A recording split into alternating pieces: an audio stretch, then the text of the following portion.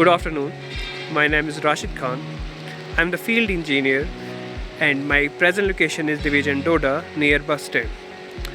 As you see, the transformer, which is 400 kV, is erected under the scheme of RDSS.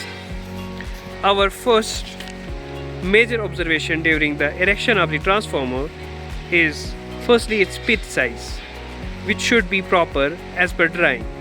After that, the pillar which is constructed should have proper grade, that means its ratio, that is M20 or M25 are as per drawing.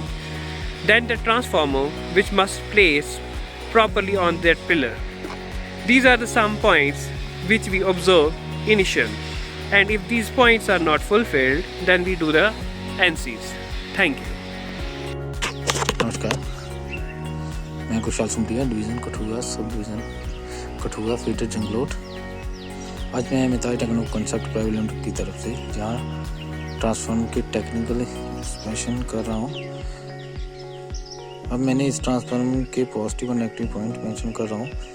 जैसे कि positive point है कि transformer का oil level normal range पे मिला है। STOLT ये बूशर क्लीन एंड क्रैक फ्री है। लोड कंडीशन स्टेबल और नॉर्मल ऑपरेटिंग लिमिट पे है। रेडिएटर फिन एंड क्लीन है और कूलिंग प्रॉपरली है। कंट्रोल पैनल बॉक्स इंस्टॉल है। इसमें साइड पर ही main LT control panel properly install किया गया है। इसमें पैनल की हाइट प्लेटफॉर्म से ठीक है। ट्रांसफार्मर स्ट्रक्चर स्ट्रॉन्ग है, जैसे कि मजबूती से प्रॉपर इंस्टॉल किया गया है।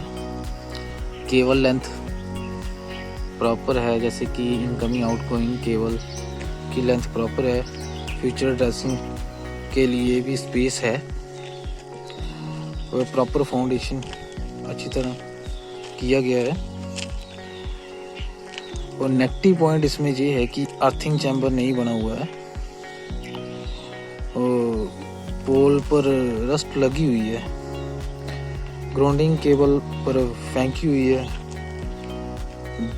केबल जमीन पर ही पड़ी हुई है, जिसमें चोरी का रिस्क है।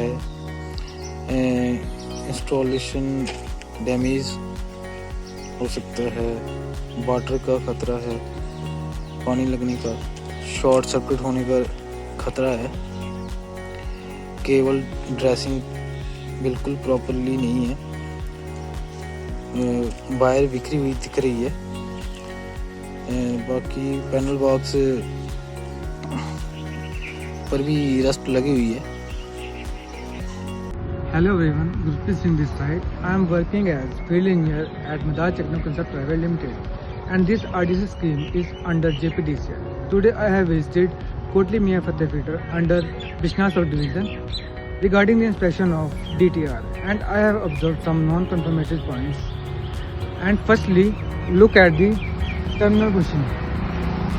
Bushing terminal is broken and binded with the conductor, and the other one is aluminium pane of the pole which is not properly coated, and the anti-climbing device which is also not used, and the dressing of cable is not proper, and the other one is GA strip, like bobbin insulator is not used in the GA strip, which is loosened. Thank you.